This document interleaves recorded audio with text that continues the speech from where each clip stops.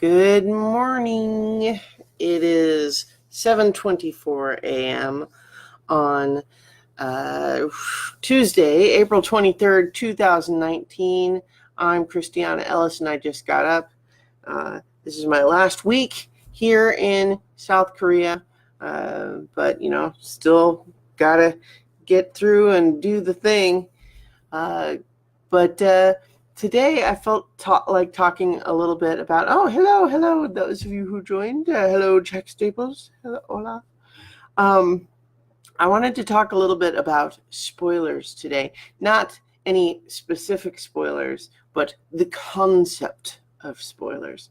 Now, I, generally speaking, am less opposed to being spoiled personally than most people, I think. I don't seek out spoilers, but in general, I've seen studies that say lots of times people on average are actually happier with stories that they were spoiled for than the ones they weren't, because it manages expectations. But that doesn't mean that I seek them out. And yet, this week, after the Game of Thrones episode, people with the spoilers were out in frickin' force. Because of the time zone I'm in, I couldn't watch the episode right away because it was happening at 10 a.m. Monday morning for me. So I had to wait a mere 6-7 hours until I was able to get home, back to the hotel. And proactively, I tried to mute. I muted hashtag Game of Thrones. I muted GOT. I muted GOT 8, Game of Thrones 8, Bran, Arya, Sansa, Dany, dragons. I muted all of these things, and it was not enough. I managed to avoid having any real big events spoiled, but anytime I checked Twitter, every fifth freaking tweet was someone with no spoiler warning talking about something. Now, I mostly was able to just look away right as I saw what they were talking about. But I am just fascinated that somehow there's not rules per se, but the code of the understanding that not everybody can watch the show at the exact same time. Those guidelines were out the window last night. I don't know what was going on with that. And I'm sure that probably part of what it was is just you probably had a few big people, influencers, break the seal, so to speak, and then you had people just sort of saying, oh, well, if they're talking about it, then I will, I guess. Maybe that's what happened. I don't know. But it just has, it's got to be, I'm wondering if that's going to just set the new standard. Is that going to be the case next week too? At least next week for me, I'm going to be back in the States by the time the episode airs, and so I'll be able to watch it when it's brand new and not worry about it personally. But for example, Avengers Endgame is coming out this week, and I'm not sure if I'm going to be able to see it before my flight back.